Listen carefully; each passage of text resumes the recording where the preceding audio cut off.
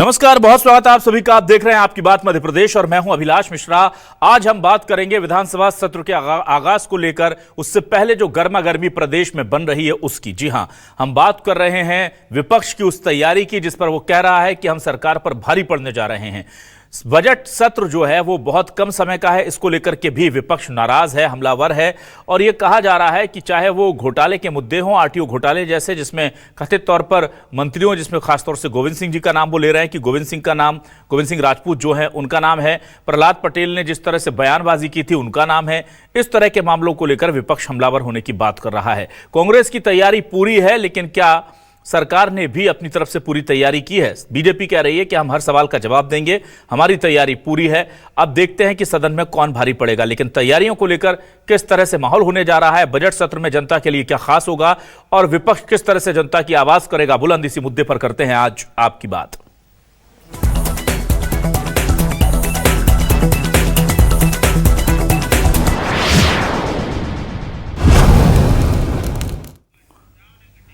आइए सबसे पहले देखते हैं कि जीतू पटवारी पीसीसी चीफ क्या कह रहे हैं, किस तरह की तैयारी है, क्या बता रहे हैं वो कांग्रेस की और विपक्ष की सरकार को घेरने की। सदन में सुनिए।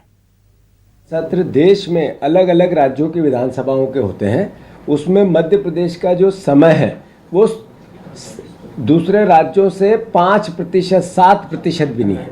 ये मैसेज करता है कि इनको जनप्रतिनिधियों की बात सुननी नहीं। वन, दूसरा, सरकार जब बजट का आवंटन करती है तो अपने विधायकों को 15-15 करोड़ देती है और विपक्ष के विधायकों को 0।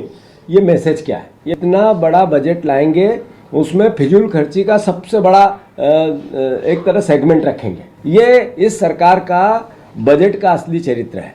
कर्ज लो, बजट बनाओ, करप्शन कैसे हो उसकी के रास्ते ढूंढो और कमीशन लेके सौरभ शर्मा जैसे लोगों के साथ मिलकर जेब भरो। उधर बीजेपी ने कहा है हमारी तैयारी पूरी है। लखन पटेल जो मंत्री हैं वो क्या कह रहे हैं, भगवंत दास सबनानी क्या कह रहे हैं, विधायक जी जरा सुनिए। देखिए, तो सभी पार्टियां करती हैं, हम भी तैयार हैं। आ जाए, दो हाथ होंगे वही सदन में। आपको जो पूछना है पूछो, हम लोग सरकार जवाब देने को तैयार है और सकारात्मक तरीके से भी हम लोग तैयार हैं। विपक्ष का तो काम ही है भाई सवाल उठाना, विपक्ष उठाना ही चाहिए और हम लोग उसके लिए तैयार हैं जवाब देने के लिए, क्योंकि हमने काम किया है, जमीन पर काम किया हमारी सरकार ने और हम सब मिलकर के उस प्रदेश को आगे ले जाने का काम कर रहे हैं। संगठन नाम की कोई चीज़ कांग्रेस पार्टी के पास है नहीं, कार्यकर्ता का तंत्र है नहीं। अब इसलिए वो एक प्रकार से अपील कर रहे हैं लोगों से कि कुछ दे दीजिए ताकि विधानसभा आ रही हमको बोलने के लिए कुछ हो जाए, और फिर उसी में फर्जीवाड़ा करेंगे, नकली नामों के माध्यम से सूचनाएं भिजवाएंगे और उस पर हल्ला करेंगे कि हमको इतनी सूचनाएं। सारा का सारा प्रायोजित है।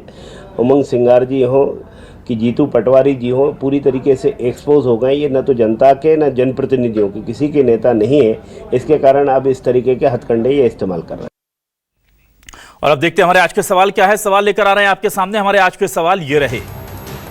एमपी विधानसभा के बजट में होगा घमासान, विपक्ष ने सरकार को घेरने थामी कमान। गोविंद सिंह प्रहलाद पटेल पर होगा करारा वार, गेहूं खरीदी धान घोटाले पर भी आर पार। कांग्रेस बोली नौकरियों का मांगेंगे हिसाब, सरकार बोली हर सवाल का देंगे जवाब। एमपी विधानसभा सत्र में नौकरी और घोटाले पर गिरेगी सरकार, विपक्ष के आरोप पर सरकार कितनी तैयार?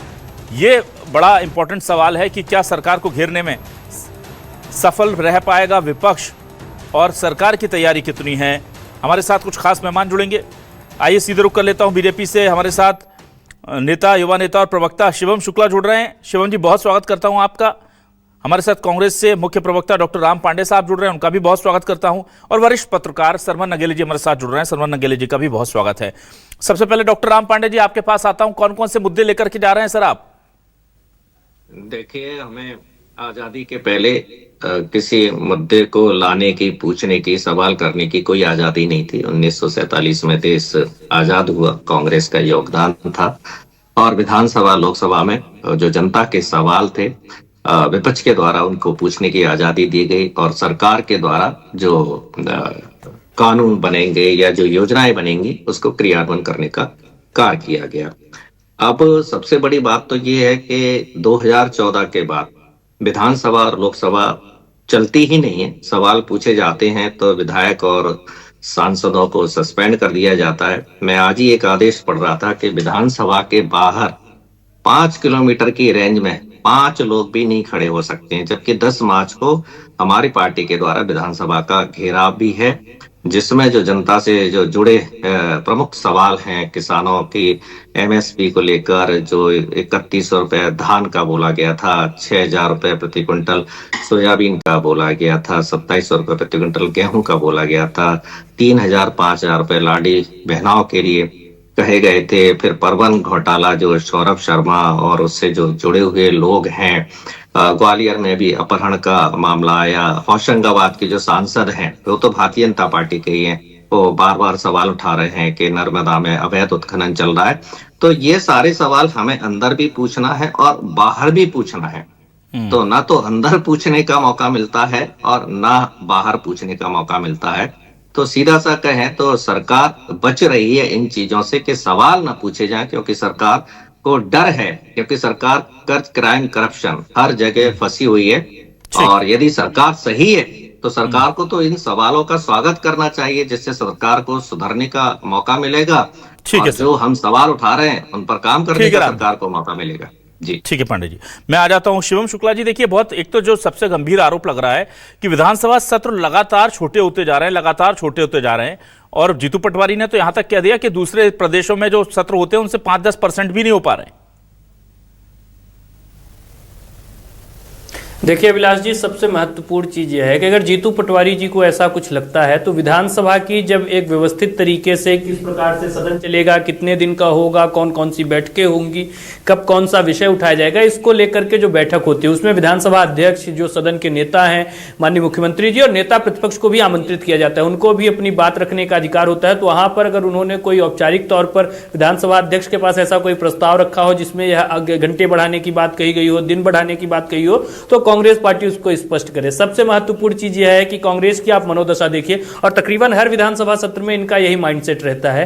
यह लोग जिन विषयों को सड़क पर उठाना चाहिए, जहां संघर्ष करना चाहिए, जब सत्र नहीं चल रहा तो लगातार जनता की आवाज को मुखरता के साथ सड़कों पर संघर्ष के माध्यम से हमारी सरकार के सामने रखना चाहिए, तब यह लोग मौन बैठ जाएंगे, ट्विटर और इत्यादि की राजनीति करेंगे। लेकिन जब सत्र का समय आएगा तो इनको याद आएगा कि नहीं, हमें घेराव भी करना चाहिए, हमें सड़क पर लाठी डंडे भी खाने चाहिए, हमें धरना और प्रदर्शन भी करना चाहिए। और जो सदन का पहला ही दिन है उसी दिन घेराव करने की बात करें। अरे भाई, आप सदन के भीतर जाइए, पहले चर्चा के जो बिंदु हैं उन पर सदन के भीतर एक मजबूती के साथ बात करिए। मध्य प्रदेश का बजट पेश होना है, आने वाले 1 वर्ष की मध्य प्रदेश की जो वित्तीय व्यवस्था है उसको निर्धारित करने वाले तमाम वह तत्व होंगे, उनको सुनिए, समझिए, और उसके पश्चात उस पर एक सार्थक चर्चा करने के लिए आप आमंत्रित हैं। हमारी सरकार तो लगातार चर्चा के लिए मौके तलाशती रहती है कि आप हमारी खामियां, हमारी गलतियां हमको बताइए, ताकि हम उसमें सुधार के तत्व ढूंढ करके आगे बढ़ सके और मध्य प्रदेश को विकसित भारत के संकल्प में महत्वपूर्ण योगदान देने वाले राज्य के रूप में स्थापित कर सके। लेकिन कांग्रेस पार्टी इन तमाम चीजों से दूर नजर आती है। कांग्रेस ने पिछली बार ही हमने देखा कि इन्होंने सिर्फ और सिर्फ शोर और शराबे की राजनीति करने का निर्णय लिया है। कांग्रेस में आज कोई ऐसा विधायक नहीं है जिसको संसदीय परंपराओं का ज्ञान हो, विधानसभा के नियम कायदे की समझ हो, जो विधानसभा में किसी एक संश्लिष्ट विषय पर खड़े होकर के 1 घंटे तक आपसे ज्यादा अनुभवी नेताओं की पार्टी और आपसे ज्यादा सत्ता में रही है, और आप कह रहे हैं कि वहां कोई विधायक ही नहीं है जिसको संसदीय परंपराओं का ज्ञान हो।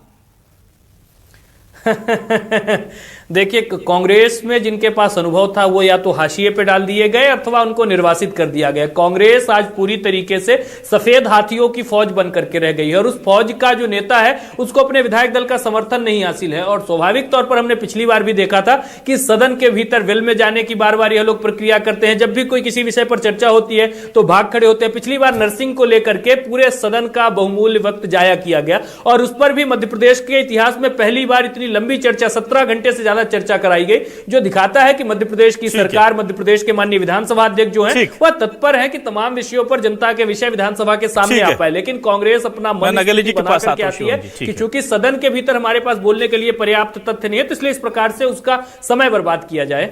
ठीक है, नगेले जी आपके पास आता हूं। एक तो सत्र का लगातार छोटा होना, क्या यह दिखाता है कि सरकार जो है वो डरी हुई है, या यह दिखाता है कि सरकार विपक्ष की परवाह नहीं करती, क्योंकि उसे पता है कि वो संख्या बल में ज्यादा है, जितने ज्यादा दिन देंगे विपक्ष को उतना लाइमलाइट गेन करने का मौका मिलेगा, इसलिए जरूरत ही नहीं है?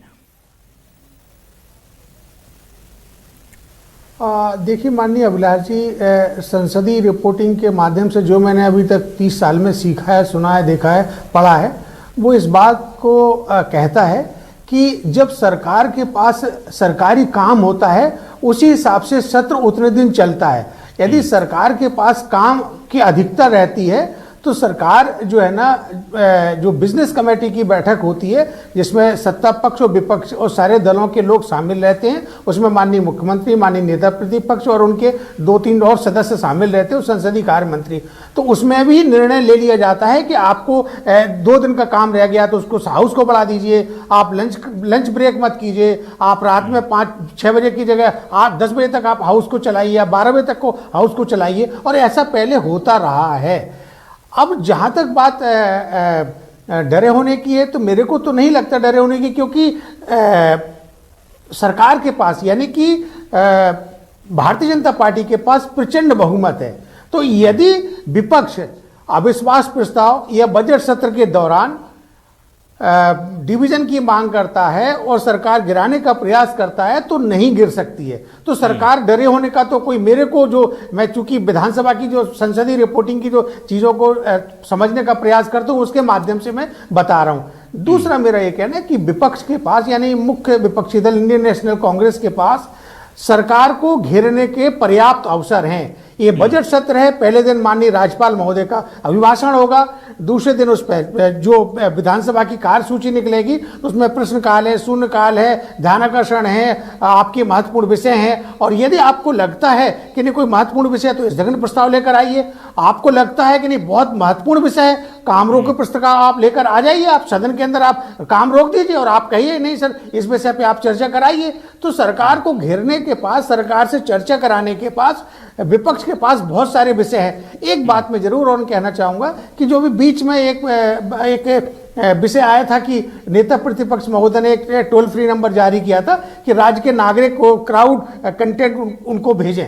तो क्राउड कंटेंट से जो जुटाने की बात की थी वो तो समय निकल चुका, क्योंकि विधानसभा के सत्र के प्रश्न जो लगते हैं वो 21 दिन पहले लगते हैं, आप बाद में जारी कर रहे हैं। ये बात सही है कि आप ध्यानाकर्षण ला सकते हैं, लेकिन ध्यानाकर्षण भी सत्र के दौरान स्पीकर महोदय जो मध्य प्रदेश विधानसभा के अध्यक्ष हैं नरेंद्र सिंह तोमर जी, ये उन पर निर्भर करता है कि वो कितने ध्यानाकर्षण लें कितने नहीं लें। आमतौर पर 4 ध्यानाकर्षणों पर चर्चा होती है प्रतिदिन। अब वो स्पीकर महोदय के ऊपर डिपेंड करता है और कार्य मंत्रणा परिषद पर कि उसको आगे ले जाना है, बढ़ाना है। लेकिन सरकार को घेरने के लिए विपक्ष के पास एक और विषय भी रह जाता है कि बजट सत्र के दौरान जब विभागीय अनुदानों की मांगे पारित होने को समय आएगा उस पर विभाग को कैसे घेरना है, विपक्ष के पास पूरे उसके अवसर हैं। और अवसर को यदि कम लगता है तो माननीय स्पीकर महोदय से या कार्य मंत्रणा परिषद की बैठक में समय बढ़ाने की अपना आग्रह करें। समय सारे लोग सहमति से बढ़ा देंगे, समय आगे बढ़ जाएगा और चर्चा होगी।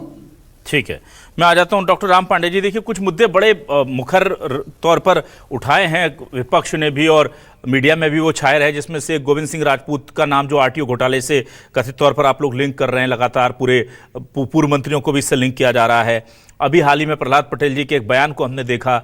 इसके अलावा गेहूं खरीदी, धान की कीमत, ये बहुत सारे मुद्दे हैं। तो कौन से फोकस, किन मुद्दों पर ज्यादा फोकस होने जा रहे हैं सर, आप लोग जरा बताइए, विपक्ष की तैयारी क्या है?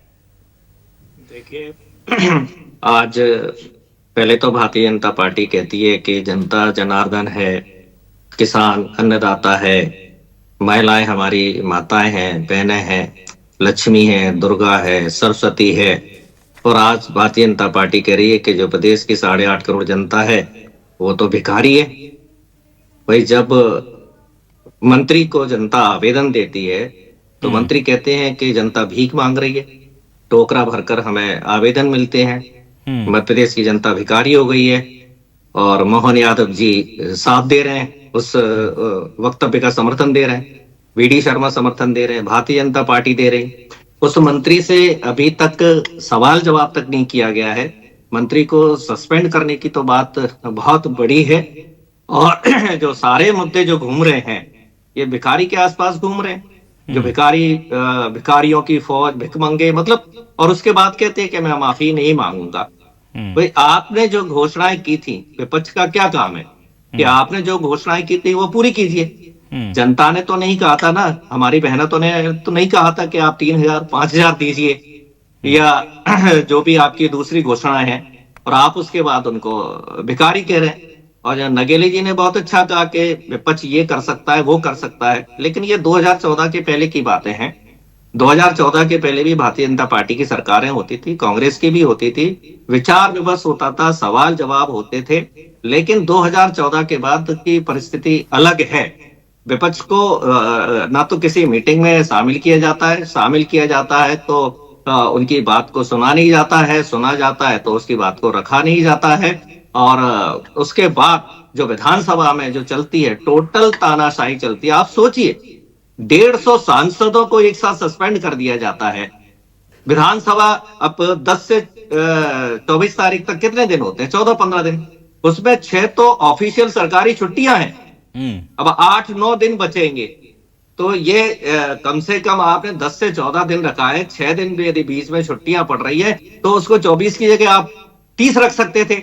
अब इन्होंने कई बातें की, शिवम शुक्ला जी ने, कि कांग्रेस ने ये नहीं किया, वो नहीं किया। भाई हमारी सरकारें थी, कभी सुनने में आता था कि विधानसभा और लोकसभा में हमने सवाल नहीं पूछने दिए गए। और ये जो प्रबंध घोटाला चल रहा है, आप बताइए, एक छोटा सा सिपाही 52 किलो सोना निकलता है। देश की प्रदेश की सारी एजेंसियां पिछले 3-4 महीने से जांच कर रही है और ये नहीं बता पा रही है कि ये 52 किलो सोना किसका है। जो 150 करोड़ का दुबई में बंगला है सौरभ शर्मा का, वो पैसा कहां से आया? जो हजारों करोड़ों का जो उसके डायरी में जो लेन देन है, डायरी में बाकायदा नाम लिखे हुए हैं। तो देश की सीबीआई, ईडी, लोकायुक्त, जितनी भी संस्थाएं हैं, डेली सौरभ शर्मा से पूछताछ कर रही है। पहली बात तो उसको 1 महीने तक पकड़ा ही नहीं गया था। जब वो कोर्ट पे सरेंडर होने आया तब उसे पकड़ा गया। तो ये सौरभ शर्मा का नाम इसलिए ले रहा हूं कि ये अपने आप में करप्शन का बहुत बड़ा सबूत है कि सौरभ शर्मा के साथ जो लोग हैं, जो मंत्री हैं, जो प्रशासनिक अधिकारी हैं, उन पर कार्रवाई नहीं की जा रही है। और अभी तो कोर्ट ने भी कहा है कि तस्कर, अफसर और विधायकों का जो सिंडिकेट है वो मध्य प्रदेश में काम कर रहा है। ये कांग्रेस पार्टी ने, ये तो कोर्ट ने इस तरह की टिप्पणी की है। तो जो संसद हो, विधानसभा हो, विधानसभा के अंदर हो, बाहर हो, जनता की आवाज को पूरी ताकत से उठाएंगे, चाहे हमें जेल जाना पड़े, चाहे हमें लाठियां खाना पड़े। हम जनता से जो वादे किए गए हैं, जनता के लिए क्या अच्छा है, प्रति व्यक्ति आय कितनी कम होती जा रही है, गरीबी कितनी बढ़ती जा रही है, बेरोजगारी कितनी बढ़ती जा रही है, डॉलर कितना होता जा रहा है, 5,000-6,000 करोड़ रुपए आप हर महीने कर्जा ले रहे हैं। तो सारी बातें हम जनता के सामने रखेंगे। ठीक है, शिवम शुक्ला जी आपके पास आता हूं। शिवम जी, देखिए बहुत सारे मुद्दे हाल ही में बड़े बड़े हो गए हैं, और क्या आपको लगता है कि सदन से लेकर सड़क तक विपक्ष दबाव बना पाएगा? आप लोग कह रहे हैं तैयारी पूरी है, लेकिन सही बात है, अगर वो पूछेंगे कि सोना किसका है, इतने दिनों की जांच के बाद भी तय नहीं हो पाया, तो फिर आप जवाब क्या दे पाएंगे सदन में कि सोना किसका है? जांच जारी है, बस ये एक आश्वासन ही दे सकते हैं। तो इस तरह तो कई जगह फंसेगी सरकार फिर। देखिए अभिलाष जी, सबसे महत्वपूर्ण चीज यह है कि कांग्रेस पार्टी को इस चीज को समझना होगा कि अगर भ्रष्टाचार कहीं पर हुआ है तो उसको चिन्हित करके उस पर कार्रवाई करने का काम कौन सी सरकार कर रही है? भारतीय जनता पार्टी की सरकार कर रही है। और आज अपराधियों को कहीं ना कहीं आत्मसमर्पण करने पर विवश भी हमारी सरकार ने किया है। और स्वाभाविक तौर पर जांच प्रक्रिया में अगर कोई चीज जांच के अधीन हो, न्यायालय का उसमें संज्ञान रहता है, न्यायालय में तमाम तथ्य और तर्क प्रस्तुत किए जाते हैं। किसी भी व्यक्ति को यह स्वायत्तता नहीं दी जाती कि वह सबूतों में छेड़छाड़ कर सके। उस दृष्टिकोण के साथ हमें एक चलती हुई जांच पर कहीं ना कहीं थोड़ा सा इंतजार करना चाहिए। और दूसरा जो सबसे महत्वपूर्ण विषय है, कांग्रेस के वो नेता जिसके उपनेता प्रतिपक्ष जो विधानसभा में वो स्वयं ईओडब्ल्यू की रडार पर है, उनके परिवार के ऊपर मुकदमा दर्ज किया गया, वह स्वयं भी उस पर आरोपी हैं। वो आर्थिक अपराध पर विधानसभा में चर्चा करेंगे। महिला अपराधों पर इनके वो नेता प्रतिपक्ष चर्चा करेंगे जो आज टोल फ्री नंबर जारी करे, और उसी टोल फ्री नंबर पर उनकी अपनी पत्नी ने उनकी पूर्व प्रेमिका की जो आत्महत्या थी उसको लेकर के शिकायत दर्ज करा दी, अपने साथ किए गए यौन उत्पीड़न की शिकायत दर्ज करा दी। तो कांग्रेस पार्टी के नेताओं में उतना नैतिक बल कहां है कि जो इस प्रकार की बातचीत कर सके? इनके कई सारे विधायक हैं, उनके सुपुत्र कई महीने से फरारी काट रहे हैं बड़े आर्थिक अपराध के आरोप में। तो इस प्रकार की मानसिकता और सोच के साथ कांग्रेस मध्य प्रदेश की जनता के विषयों को कभी भी प्रमुखता के साथ उठा नहीं सकती, क्योंकि इन्हें खुद भय होता है कि एजेंसियों की रडार पर है, लगातार एजेंसियां इनको वॉच कर रही हैं, इनके आपराधिक क्रियाकलापों को देख रही हैं, इनके भ्रष्टाचारी मंसूबों को देख रही हैं। और अब चूंकि विधानसभा के भीतर इन विषयों पर इनके पास बातचीत करने के लिए तथ्य और तर्क नहीं है, क्योंकि वैचारिक रूप से भी कांग्रेस खोखली हो चुकी है और राजनीतिक सोच तो इनकी जमीन पर पट्टी पलीत हो चुकी है। उस स्थिति में कांग्रेस के नेता शॉर्टकट चूज करते हैं। कभी वह विधानसभा में माला पहन के आ जाएंगे, कभी कोई टी शर्ट पहन के आएंगे और उसके माध्यम से प्रतीकात्मक विरोध करेंगे। इस तरीके के विरोध प्रदर्शन तो सड़कों में भी हो सकते हैं। सदन के भीतर इनके पास अगर कोई नेता आज तक जिसने बहुत विस्तार पूर्वक किसी विषय पर चर्चा की हो, कोई प्रमाणित तथ्य लगाए हो, पिछली बार मैं बार बार बोल रहा हूं, विश्वास सारंग जी को घेरने के लिए रणनीति बनाई, शोर शराबा करते रहे, लेकिन जब उन्होंने जवाब देना शुरू किया, इनका पूरा प्रतिपक्ष विधानसभा से बाहर भागता हुआ नजर आया। इसी प्रकार से तमाम विषयों पर सबसे पहले तो कांग्रेस को अपने संगठन के भीतर एक रूपता बनानी चाहिए कि पहले दिन यह किस प्रकार से इनकी रणनीति क्या होगी। जीतू पटवारी जी का हमने चरित्र देखा है कि पिछली बार इसी प्रकार से राज्यपाल के अभिभाषण का बहिष्कार करने का पिछली विधानसभा में उन्होंने निर्णय लिया।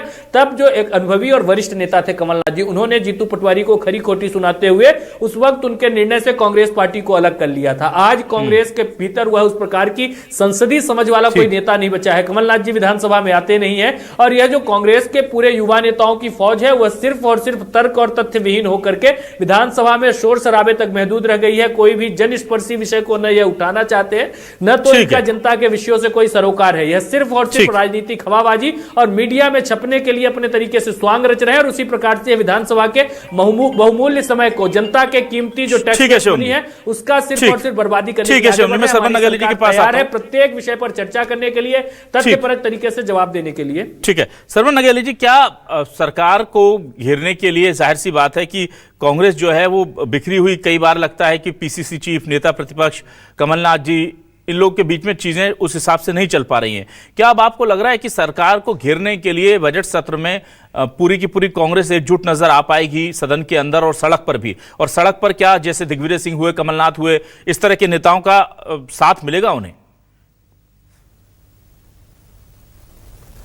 देखिए, साथ मिलेगा। यहाँ पर विषय यह आता है कि माननीय खड़गे जी और राहुल गांधी जी, सोनिया गांधी जी जब इन नेताओं पर डांट लगाएंगे तो निश्चित रूप से वो साथ में खड़े होंगे। एक दूसरा, विधानसभा के अंदर कमलनाथ जी भी आते हैं, बाकी आते हैं। हालांकि जीतू पटवारी जी चुनाव हार गए और उनके खासम खास भी हार गए हैं। अब विषय आता है विधानसभा के अंदर कांग्रेस द्वारा बीजेपी को या सरकार को घेरने का।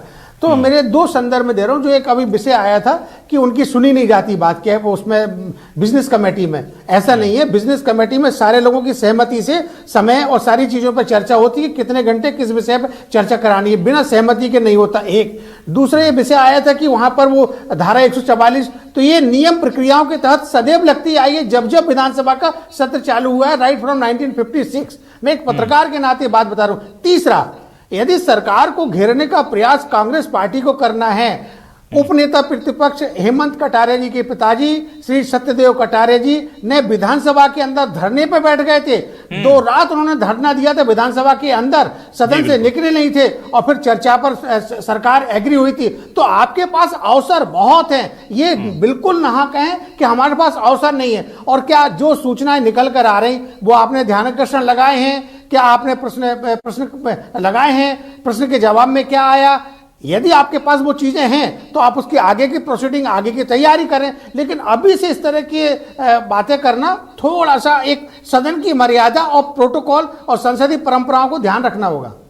बिल्कुल, तो बहुत तैयारी कांग्रेस को भी करनी होगी, जाहिर सी बात है, क्योंकि उसके पास जिम्मेदारी बहुत बड़ी है। जनता की आवाज को सरकार से पूछने की जिम्मेदारी है। केवल शोर शराबे में ना चढ़ जाए, बल्कि वाकई में तथ्यों और तर्कों के साथ सरकार को वो घेर पाए, ऐसी उम्मीद जनता करती है उनसे। और सरकार उनके ऊपर लग रहे तमाम आरोपों को लेकर, चाहे वो घोटाले से जुड़े हों, चाहे वो नीतियों की विसंगति से जुड़े हों, उसको लेकर के तार्किक और ऐसे जवाब दे जिससे जनता को लगे कि हाँ, कुछ एक्शन हो रहा है और अब सरकार इसे लेकर गंभीर है। इस पर निगाह रहेगी। बहुत शुक्रिया कहूंगा मैं शिवम शुक्ल जी आपको भी, डॉक्टर राम पांडे जी आपको और सरवन नगेली जी आपको भी हमारे साथ जुड़ने के लिए, इस डिबेट का हिस्सा बनने के लिए। तमाम दर्शकों का शुक्रिया। नमस्कार।